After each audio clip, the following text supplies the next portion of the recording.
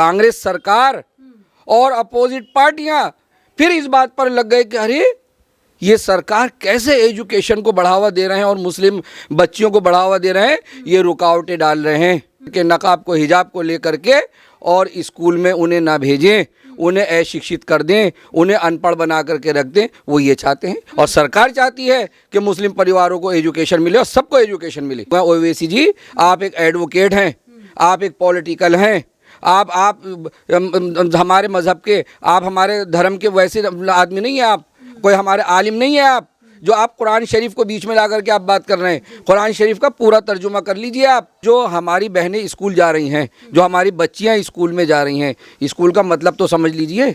नमस्कार, मैं हूं आपके साथ मनीषा डिंडोरिया। स्वागत है आप सभी का हमारे चैनल पर। हिजाब को लेकर जो कंट्रोवर्सी कर्नाटक से चल रही है, अब देखिए वो देश के अन्य हिस्सों में भी देखी जा सकती है। देखिए हिजाब को लेकर कई सारे विवादित बयान भी दिए जा रहे हैं और कई लोग इसको मजहब से जोड़कर भी देख रहे हैं, ना कि उन बच्चियों की तरफ कोई बोल रहा है जो स्कूल में जाती हैं और उनके लिए हिजाब ज़रूरी होना चाहिए या नहीं, ये भी कोई और ही डिसाइड कर रहा है, ना कि वो बच्चियाँ।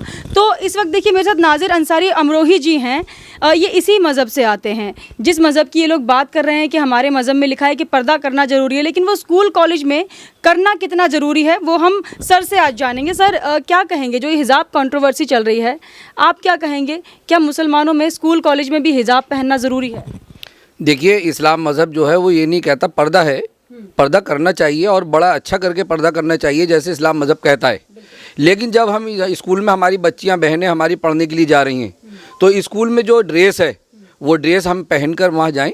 और वहाँ ड्रेस का मतलब ये जो अपोजिट पार्टियां जो बहकाने का काम कर रही हैं, जो मुस्लिम भाइयों को भड़काने का काम कर रहे हैं, जो ओवैसी जी अजीब अजीब तरह के जो बयानबाजी कर रहे हैं, उनको शर्म आनी चाहिए कि इस तरह से आप भड़काऊ बयान दे करके क्या कराना चाहते हैं। हिंदू मुस्लिम भाइयों में नफ़रत फैलाना चाहते हैं, हमारी बहनों में नफ़रत फैलाना चाहते हैं। और जो हमारी बहनें स्कूल जा रही हैं, जो हमारी बच्चियाँ स्कूल में जा रही हैं, स्कूल का मतलब तो समझ लीजिए, स्कूल की ड्रेस का मतलब तो समझ लीजिए।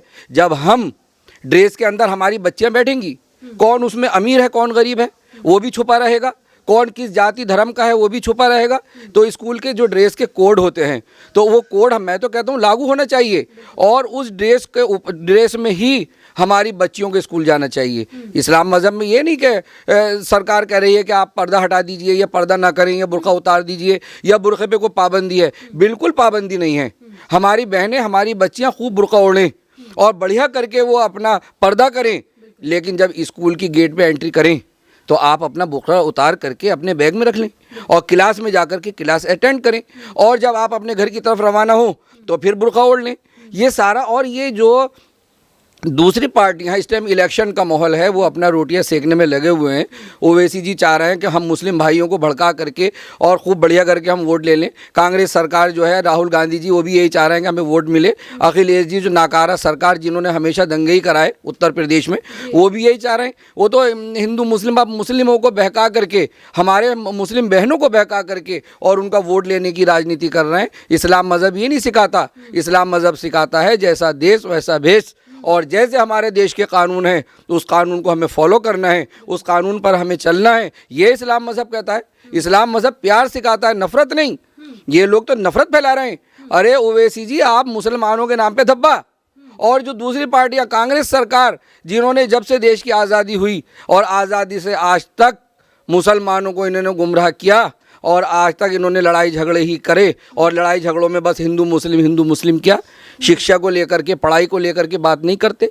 जिनके ऊपर ये आरोप लगा रहे हैं, ये हिजाब का आरोप लगा रहे हैं, ऐसे प्रधानमंत्री नरेंद्र मोदी जी ने मुस्लिम भाइयों के लिए योजना निकाल दी कि जो मुस्लिम परिवार अपनी बच्ची को बीए पढ़ाता है और उसे एजुकेटेड बना देता है, मेरी तरफ से 51,000 शगुन के तौर पे उसके अकाउंट में चले जाएंगे। अगर ये सरकार दुश्मन होती, मुस्लिम भाई बहनों की दुश्मन होती, तो ऐसी योजनाएं निकालते कि किसी तरह से बच्चियां हमारी एजुकेशन करती रहें। लेकिन ये जो अपोजिट पार्टियां हैं, इस्लाम मज़हब को बदनाम करने के ये काम कर रहे हैं।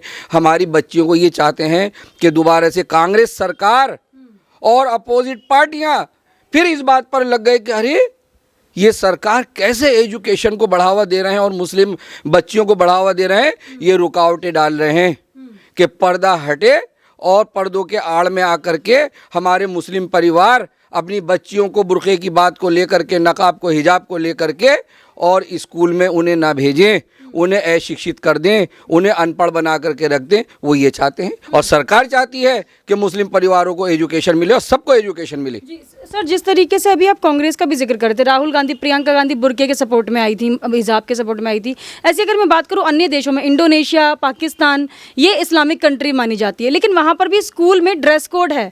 बेटियाँ जो है, मुस्लिम बेटियाँ, वो हिजाब या बुर्का नहीं पहनती। तो फिर हमारा देश जो लोकतांत्रिक देश कहलाता है, जहाँ पर बुर्का भी बैन नहीं किया है, सिर्फ स्कूल में एक ड्रेस कोड दिया जा रहा है, तो यहाँ पर इतनी आपत्ति क्यों जताई जा रही है? ये पाकिस्तान को तो खुद ही सोचना चाहिए। जब से हमारा देश आज़ाद हुआ है और ये हिंदुस्तान पाकिस्तान बना, और जो भारत देश के मुस्लिम वहाँ गए, आज तक उसने ये एक्सेप्ट ही नहीं किया कि ये हमारे पाकिस्तान के हैं। वो तो उसे मुहाजिरीन उनको कहा जाता है, और खूब दंगे होते हैं। और इस तरह के दंगे होते हैं कि मस्जिदों में नमाज पढ़ते में मुस्लिम भाइयों को गोलियों से भून दिया जाता है। उसको तो बोलना भी नहीं चाहिए। और तुम्हारा पाकिस्तान से मैं कहना चाहता हूँ कि आपका मतलब क्या है जो हमारे देश में बोल रहे हैं? हमारा पारिवारिक मामला है। अगर कोई डिस्प्यूट हमारी किसी बात को लेकर, कानून को लेकर के चल रहा है, हम आपस में खुद निपटाएंगे। आप कौन होते हैं? और आपने जो ड्रेस के जो कोड लगा रखे हैं, आपके स्कूलों में भी तो कोड हैं, वहाँ पर भी तो बच्चियाँ जाती हैं, मुस्लिम बच्चियाँ जाती हैं, और वहाँ ड्रेस लगे हुए हैं, और ड्रेस के अंदर ही जाते हैं, और होना भी चाहिए, और है, उसको सब फॉलो करते ये। लेकिन ये अपना तरह तरह से, ये पाकिस्तान भी, वो तो हमारा दुश्मन मुल्क है, वो तो हर तरह से, उसको तो ज़रा सी बात लगे और वो अपना आगे से बोलने से अपना शुरू हो जाए। और इसी तरह हमारे जो देश के कुछ लोग हैं, जो अपोजिट पार्टियां हैं, कांग्रेस सरकार है, ये सारे के सारे ये देशभक्त नहीं है। ये देश को गुमराह करने वाले लोग हैं। ये हिंदू मुस्लिम भाइयों को गुमराह करने वाले लोग हैं। ये देश को मजबूत करने वाले नहीं हैं। देश को मजबूत अगर करने में आई सरकार, तो भारतीय जनता पार्टी आई, और उससे ये सारे बौखलाए हुए हैं। अब ये इलेक्शन थे, इन्होंने काम बढ़िया किए, मोदी जी ने काम बढ़िया किए, उत्तर प्रदेश में योगी जी ने काम बढ़िया किए। योगी जी ने घर दिए और अखिलेश जी ने साइकिलें बांटी थी। तो साइकिल बढ़ी या घर बढ़े? जिसको घर मिल गया उसकी ज़िंदगी बन गई। 5 लाख रुपए हॉस्पिटल कार्ड, इलाज कराइए, कहीं पे जाइए, प्राइवेट में जाइए, सरकारी में जाइए, और फ्री इलाज कराइए। 5 लाख रुपए 1 साल के। तो योगी जी ने सबको दिया, और इनको इतना डर लग गया कि अब के मुस्लिम वोट खिसक गया, और मुस्लिम वोट योगी जी को भरपूर देने के लिए तैयार खड़ा है और देने के लिए चल रहा है। लेकिन अब इनको पता लग गया, इन्होंने ऐसा हिजाब का मामला निकाला कि देखिए कैसे ये अपना उसको उछाल रहे हैं। मतलब मुस्लिमों को भड़काने के लिए हिजाब वाला मुद्दा लेके आया गया है, ताकि वोट ही ना दे मुस्लिम। जी हाँ, उनको बहकाया जा रहा है, हमारे मुस्लिम भाइयों को बहकाया जा रहा है कि ये आपका पर्दे पे पाबंदी लग रही है और बुर्का। अरे मना कौन कर रहा है? ना सरकार मना कर रही है, ना भारतीय जनता पार्टी मना कर रही है। पर्दा रहेगा, आप खूब पर्दा करें, खूब आप हिजाब लगाएं, और जो शरीयत में है वो करें, इस्लाम मज़हब के हिसाब से आप चलें। लेकिन स्कूल को जो नियम रूल हैं उसको तो फॉलो करें, वहाँ ड्रेस तो पहने।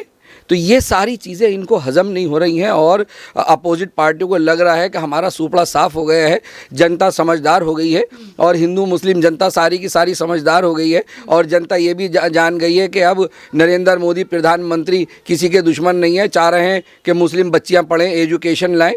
लेकिन इन्होंने पाबंदी लगाने के लिए हिजाब का, और तरह तरह से बदनाम करना, हमारे मुस्लिम बहन को, भाइयों को बदनाम करना, और तरह तरह से के बुर्के पे पाबंदी है, जबकि बुर्के पे पाबंदी नहीं है, पर्दे पे पाबंदी नहीं है। स्कूल में जाने के लिए ये कोड लगाया जा रहा है कि आप स्कूल में जाएं तो ड्रेस में जाएं, और जाना ही चाहिए, जो सारा लगे कि हाँ हमारे एजुकेटेड बच्चे, हमारे सारे एक समान, हमारे देश धर्म जाति से ना हो के वो एक ही, सारे एक लगें, ना अमीरी ना गरीबी, ना जाति ना धर्म, ना ये लगे कि मुस्लिम, हिंदू, यहूदी, पारसी, जैन कौन है, सब एक हैं भारत देश के, और एक ही ड्रेस में सारे के सारे बैठ करके एजुकेशन पास कर रहे हैं। ये तो ये भी कह रहे हैं, किस तरह से भड़का रहे हैं कि उस बच्ची ने नारे लगाए अल्लाह अकबर, बड़ी बहादुर। मैं कहता हूँ, मैं मान रहा हूँ बहादुर है। उस बच्ची को जमीयत ने 5 लाख रुपए क्यों दिए? उसको आईफोन गिफ्ट क्यों दे दिया? अल्लाह अकबर नारे लगाने। मैं वही कह रहा हूँ कि आप वो बच्ची को बहादुर कहा जाता है कि वो नारे लगाए बहादुर। मैं भी कहता हूँ बहादुर है कि इतनी भीड़ में उन्होंने नारे लगाए अल्लाह अकबर के, और अल्लाह अकबर का मतलब है कि अल्लाह सबसे बड़ा है, इसका सिर्फ इतना मतलब है। तो उसके अंदर बहादुरी कैसे आई? उसी स्कूल में बैठ करके जो एजुकेशन पाई, उस भारत देश के स्कूल के अंदर प्रधानमंत्री जी की योजनाओं से जो स्कूल चल रहा है, उस स्कूल में बैठ करके जो उसका जहन बना और पढ़ाई लिखाई करी उस बच्ची ने, आज वो बहादुर बन के अपनी आवाज़ उठा रही है। किस लिए उठा रही है? कि एजुकेशन होने की वजह से, पढ़ाई लिखाई होने की वजह से जो वो बच्ची इंग्लिश में बोल रही है, उसी स्कूल को तो सलाम करते हैं। तो हम अपने ऐसे स्कूल को और जहाँ ड्रेस का मामला है उसको हम फॉलो करेंगे, सारे मुस्लिम भाई फॉलो करेंगे, ये हमारे मुस्लिम भाइयों को बहका रहे हैं। कुरान की अगर हम बात करें तो सब लोग ये भी बहुत ज़्यादा बोल रहे हैं कि कुरान बोलता है कि जो औरतों को पर्दे में ही रहना चाहिए, चाहे वो स्कूल हो या कॉलेज। और बच्चियां ये भी बोल रही हैं पहले हिजाब फिर किताब, तो किताब से पहले हिजाब की मांग की जा रही है। कुरान में क्या लिखा हुआ है? देखिए, आँख का पर्दा है और हमारे मज़हब इस्लाम मज़हब कहता है कि हम चादर वगैरह हमारी बच्चियां अपने आप को ढक कर के निकलें, और सबसे बड़ा पर्दा हमारी आँख का पर्दा है। तो ये इस्लाम मज़हब ने ऐसा नहीं कि मैंने कहा कि जैसा देश वैसा भेष। अगर पढ़ाई के लिए चीन भी जाना पड़े ये मज़हब में, तो आप जाइए, ये कह रहा है इस्लाम मज़हब हमारा। और ये तरह तरह से बेकार है कि पढ़ाई के लिए जब हम चीन जाएंगे तो हम किस तरह जाएंगे, आप समझ सकती हैं। और इस तरह से ये बहकाना, ये चाहते हैं कि बच्चियां हमारी ना पढ़ें। और मैं तो इन सबसे कहना चाहता हूं कि जो ये गलत तरह से जो पॉलिटिकल लोग हैं, ओवैसी जी, आप एक एडवोकेट हैं, आप एक पॉलिटिकल हैं, आप हमारे मज़हब के, आप हमारे धर्म के वैसे आदमी नहीं हैं, आप कोई हमारे आलिम नहीं है आप, जो आप कुरान शरीफ को बीच में ला करके आप बात कर रहे हैं। कुरान शरीफ का पूरा तर्जुमा कर लीजिए, आप कुरान शरीफ का पूरा पढ़ के आप तर्जुमा कर लीजिए कि क्या उसमें लिखा है।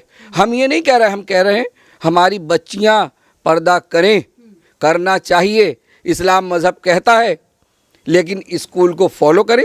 कहाँ लिखा है, कौन सी हदीस में लिखा है, तो हम उसको, और जैसे हमारे देश के कानून हम उसको भी फॉलो करें। ये सारे लोग कुरान शरीफ को, अल्लाह को बीच में ला करके ये इस्लाम मज़हब को बदनाम करने की कोशिश करते हैं। ये पहले अपने घरों को तो देख लें कि भी कह रहे थे कि मुस्लिम महिलाएं मोदी जी की जो सरकारी योजना है उससे काफ़ी खुश है, 3 तलाक हटाया उससे काफ़ी खुश है, तो इसलिए इस मुद्दे को लाकर भड़काया जा रहा है मुस्लिम महिलाओं को। क्या ऐसा है? 3 तलाक को लेकर के देख लीजिए, कोर्ट में लाइन लगी हुई थी। जब से 3 तलाक का मैटर आया है, हमारी बच्चियां सुरक्षित हो गई हैं, सेफ हो गई हैं। जो गलत तरह के लोग धमकी देते थे, तलाक की धमकी देते थे और बड़ी तलाक़ें देते थे, वो तलाक़ें भी कम हो गई, धमकियां भी कम हो गई, क्योंकि उन्हें पता चल गया कि आज कानून जो है, और कौन कानून किसने, ऐसे जिसको पूरी दुनिया, देश और दुनिया सलाम कर रहा है, प्रधानमंत्री नरेंद्र मोदी जी ने, वो मुस्लिम भाइयों के लिए, बहनों के लिए बहुत सोच रहे हैं। सारा कुछ वो एजुकेशन के लिए सोच रहे हैं, बच्चियों को बड़ा कि देखिए आप 12वीं क्लास पास कर लें, हमारे पास पढ़ने के लिए पैसा नहीं है, तो पैसा देने का काम भारत सरकार कर रही है, कि आगे बढ़ाने का काम कर रही है। आप वकील बने, आप डॉक्टर बने, आप टीचर बने, सारे काम सरकार कर रही है और हम करवा रहे हैं।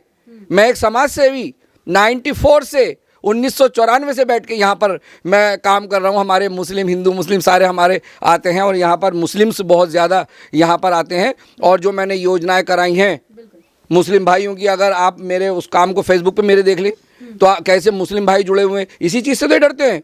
मुस्लिम भाई सब जानता है कि अगर जो हमारे काम आ रहा है वो हमारा है, जो हमारी हमदर्दी में आ रहा है वो हमारा है, जो हमें एजुकेशन दे रहा है वो हमारा है, वो हमारा नहीं।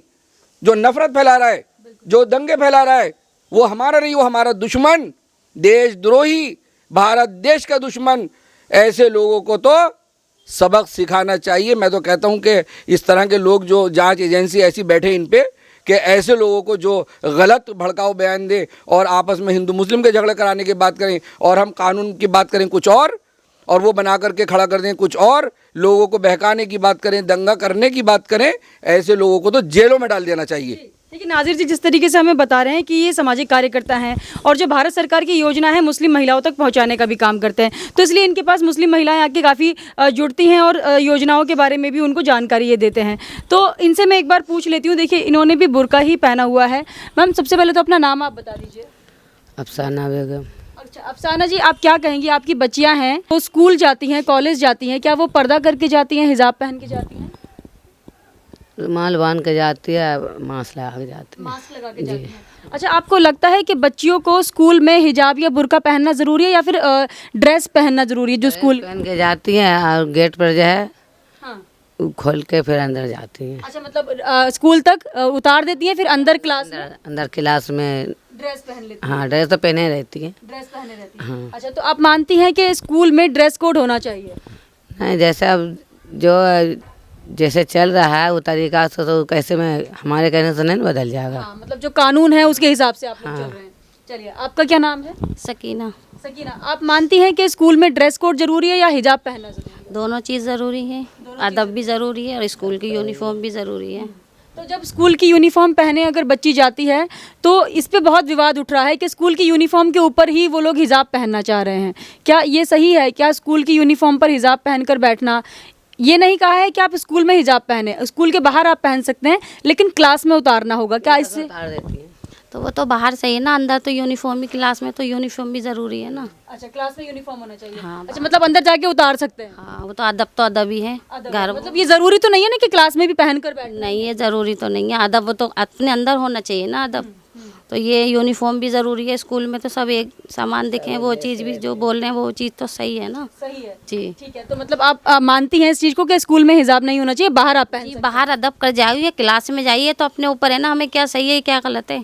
अंदर तो सब एक साथ ही है, होना चाहिए ना, वो चीज़ भी ज़रूरी है। हैं? चलिए, और भारतीय कानून को भी आप लोग मानते हैं? जी तरीके जी से चल रहा है। जी। चलिए ठीक है। तो देखिए, महिलाएं जो इनके पास आती हैं, बैठती हैं, इनसे हमने बातचीत की है, तो इनका भी यही मानना है कि स्कूलों में आप हिजाब पहन कर जाइए, लेकिन स्कूल के अंदर जब क्लास में एंटर करते तो आप उसको उतार दीजिए।